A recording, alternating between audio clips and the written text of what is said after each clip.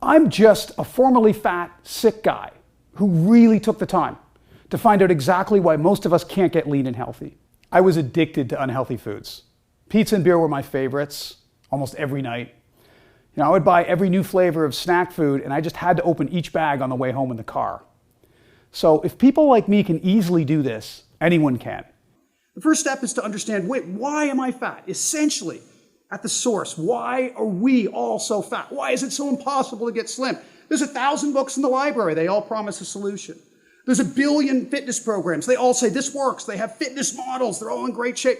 It's not working. Why doesn't it work? What is the source? What is the true, real, hidden cause of why we're so fat? Once we discover that, we have a solution. Okay, we now know the problem, and now we're going to destroy the problem. It's not going to exist anymore, and we're going to get slim and leave this behind. To solve the obesity and related chronic disease problems, we first need to discover and identify the real underlying cause of those problems. And we, the public, are not told what that is. Instead, we're kept in states of absolute confusion and failure. We're led to believe we're fat because of bad genetics, low willpower, fast food, we're lazy, etc. But the reality is, it's none of those things. The fact is, we've been lied to, and most of us are simply unaware. So what is the cause? In a word, money. A few dozen enormous multinational companies in the agricultural, food, medical, pharmaceutical, and even in the diet and fitness industries absolutely require that we stay as fat and sick as possible. Otherwise, they'll have fewer customers and they'll make much less money. So these companies, their industries, and their lobbies have influenced and corrupted our government's food recommendations. They also highly influence and sponsor our doctors, dietitians, schools, media, and other institutions we trust for dietary advice. So we follow this bad advice and we eat this food, afflicting us with terrible health problems that definitely do not need to exist. And that precisely is why we're so fat and riddled with chronic disease. I can promise you, if you read all the documented research, this will be your inescapable conclusion. Let's talk about the media for a second. They're paid billions of dollars in advertising from the industries that created this problem. So you won't hear this on the nightly news. I highly doubt Dr. Sanjay Gupta on CNN is suddenly going to tell you the truth about food and your health in between Cheerios commercials paid for by General Mills. So from birth to death, we are literally being harvested by these industries for as much of our money as possible. And all the food and information that's supposed to help us is the actual problem. When I tell people about this for the first time, sometimes they react with disbelief. Why would our own government do that to us? That doesn't make any sense. Well, here's why. Promote domestic agriculture, create and preserve jobs, maintain and expand the tax base, individually or collectively appease organizations with lots of money, ensuring a more successful political career. That's all. It's just money. They get all those things and you get ill health. We pay an immense price for taste, low cost, and convenience where modern food is concerned. Obesity, chronic ill health, premature death, animal cruelty, pollution, 20% of the world's greenhouse gases, 80% of the world's fresh water, low value, our tax money to food companies, and new systemic diseases.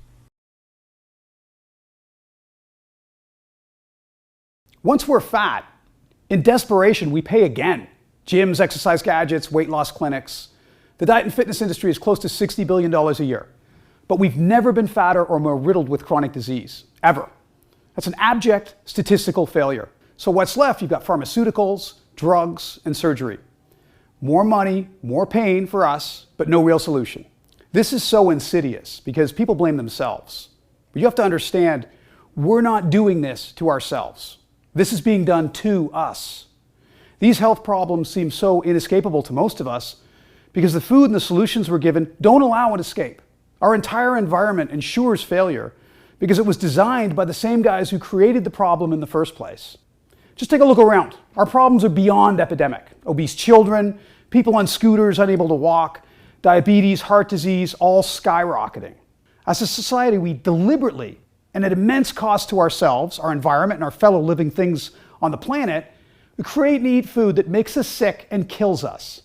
We can't afford the healthcare costs now, and it's going to get much worse.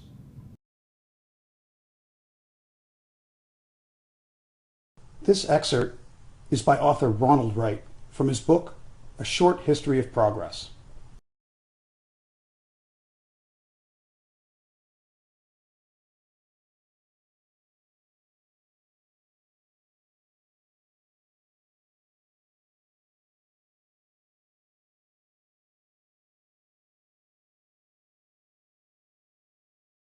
So what is the solution?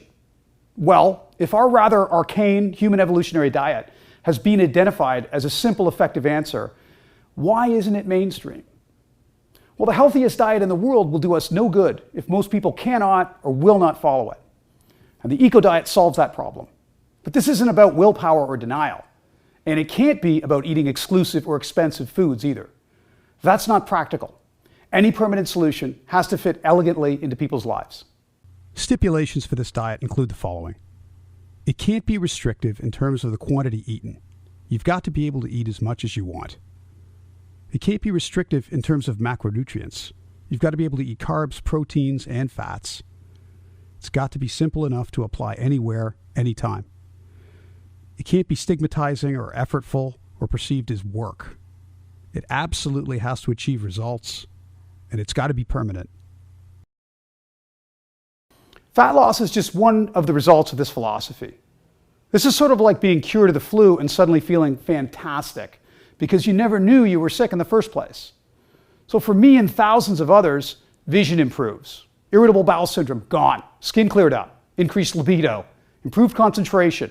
No more mood swings. Sleep better. Greatly reduced inflammation, and on and on and on. Other far more serious disease symptoms have been shown to decrease or disappear altogether. What we have come to know as our food is not what humans are biologically meant to eat. Approximately 70% of the calories we consume are not our healthy natural food. This diet simply involves eating primarily our healthy evolutionary foods. This is the most logical, rational place to start. Have you noticed that some of the most popular television shows on weight loss involve a bunch of really buff personal trainers, basically torturing fat people? They use shame, emotional gladiatorial combat, public weigh-ins. And if you notice, the ones who actually lose some weight on these shows get there by harsh denial, brutal hard work, and discipline. And these messages are drilled into their heads, and ours, over and over again. The Center for Disease Control proved in their exhaustive study on obesity and diabetes that these methods do not work. You want some real irony? Take a look at the sponsors for these shows. International fast food chain and various well-known processed food brands. Watching these shows when you know the real cause of the problem is infuriating. Once the diet problem is stopped at its source, we apply a philosophy that ensures you will love moving your body. This will be fun. Remember fun? What happened to that? For most of us, fun is not time on a treadmill or a stair machine. Remember as a little kid, recess, we loved to move. We were punished for moving too much. But now we've managed to somehow turn movement into punishment. That's ludicrous. How the hell did that happen? Once again, you need to forget all the nonsense equating exercise with discipline, hard work, and pain. Everyone loves exercise. I'll prove it.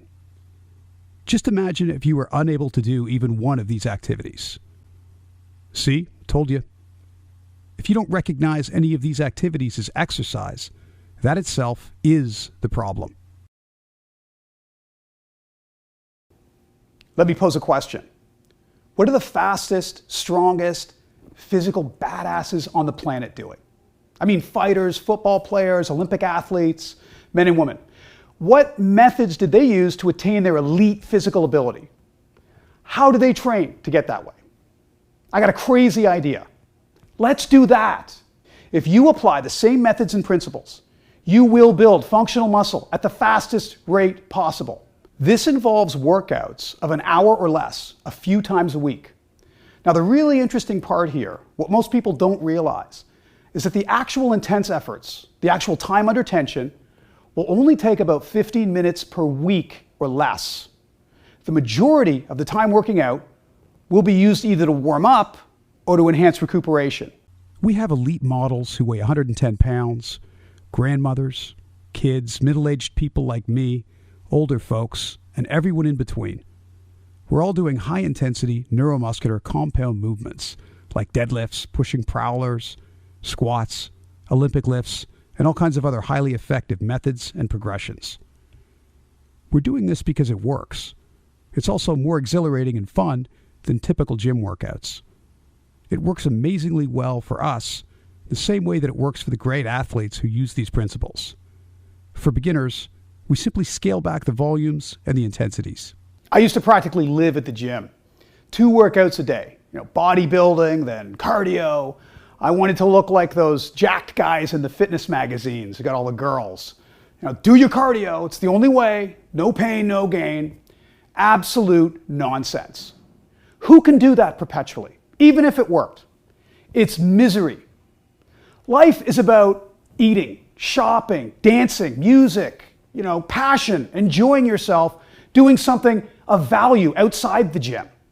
So getting into great shape is supposed to enhance those things, not to prevent us from doing them by consuming all of our time. This philosophy minimizes your time building muscle by making it hyperproductive, and it doesn't require that you be at the gym. So why do we want to practice strength training? Well, it's the fastest method to build new muscle, and muscle burns fat. Causes the biggest increase in resting metabolic rate for the highest fat burn following the workout. Builds the most speed, builds the most physical strength. It's the best method to strengthen bones. It's the best method to build powers of thought and concentration. Best method for transfer of the effects to sports, work, and life. Best way to strengthen the body for prevention of physical injury. It allows the practitioner to control both muscle size and strength. It's the most efficient method. Given the intensity level, it takes the least amount of time. Finally, it's used resoundingly by the world's most elite athletes. These ideas on food, exercise, and building muscle are different. They're not ostensibly what we're generally told to do. When they're applied together, they reinforce each other. So it's a symbiotic, unified system that creates maximal fat loss and health. This unified plan involves a proven version of our naturally effective evolutionary diet, but one that we can and will follow easily, anywhere, and permanently. You also have to forget most of what you've been told about exercise. With this simple philosophy, you will quickly love moving your body again. Finally, we're going to build muscle like an elite athlete does. No matter what your age or gender, nothing works as well to create attractive, functional muscle in the shortest time. Our tragic obesity and health problems are caused by likely the greatest, most ubiquitous fraud ever perpetrated on the public. They're almost entirely avoidable. I submit that the agro-industrial or modern food perpetrators of these problems are causing exponentially greater disease and suffering than smoking. Statistics will prove this. Exceptional health, fitness, and physical beauty are not about denial or suffering. They are about evolutionary biology, economics, behavioral psychology, and joy. I want the minimum amount of time and effort for the best possible results. I also want these things I do to fit harmoniously into my life. If the benefits highly outweigh the costs, we continue. That's why this works permanently. It elegantly fits your life and your natural behaviors, not the other way around. When people are enlightened to these ideas, I often joke that I never need to wish them good luck, because it isn't needed. And that's because the real solution is, in effect, a cure. I wrote this book to provide a permanent solution that will work for anyone. My name is Sean Kelly, and I encourage you to visit our website, eco-diet.com.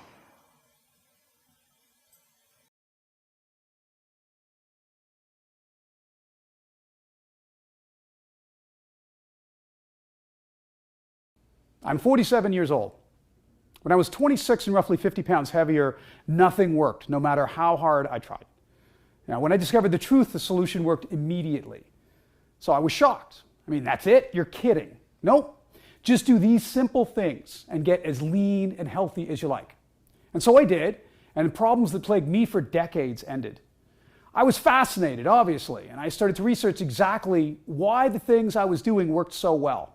And I've been doing that for over 20 years now. Who is Sean Kelly? He's a gym owner, a trainer, certified strength and conditioning specialist, a published author. He's also an accomplished raw powerlifter who has held over a dozen national and world records. His unique ideas and experience involved adapting advanced strength methodologies for fat loss and the goals of the general public. He also specializes in the practice of successfully following an evolutionary diet in contemporary society. He applies all of the unique ideas in this book every day at his gym, Fortis Fitness, located in Toronto, Canada.